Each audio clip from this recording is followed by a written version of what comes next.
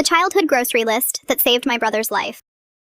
Me and my brother, Leo, grew up in a house where, well, let's just say things weren't always stable. To cope, we made up a game called the grocery list. If things were getting bad at home, we'd talk about sour milk. If we needed to hide in the crawl space, we'd mention frozen peas. By the time we hit our 20s, we'd both moved out, and the game was just a distant memory, or so I thought. Last Tuesday, I got a text from Leo. It was weirdly specific. He said, "Hey, just checking in. I'm at the store. They're totally out of mint chocolate chip, and the sour milk here is everywhere. Thinking about picking up some frozen peas instead." My heart, it didn't just drop, it froze. In our code, mint chocolate chip meant I'm being followed. Sour milk meant there's a weapon. And frozen peas, that meant I'm trapped and I can't get out. I called him immediately. A voice I didn't recognize answered. "Leo's busy," the man said. His voice was flat, empty. "He's just finishing up his shopping. Don't call again." He hung up. I didn't call the cops. Not yet. I knew they'd just think it was a prank. Instead, I tracked Leo's phone to a rest stop off Interstate 95. When I pulled up, I saw Leo's car and a guy standing by the trunk holding a heavy duffel bag. I didn't think, I just acted. I leaned on my horn, screaming at the top of my lungs, making as much noise as humanly possible until the guy panicked and bolted into the woods. I found Leo in the backseat, tied up, but alive. Later, at the station, the detective asked how I knew. I just looked at Leo and he whispered, "I knew you'd remember the peas, man. Sometimes the silly games you play as kids are the only thing that keeps you whole when the world goes dark."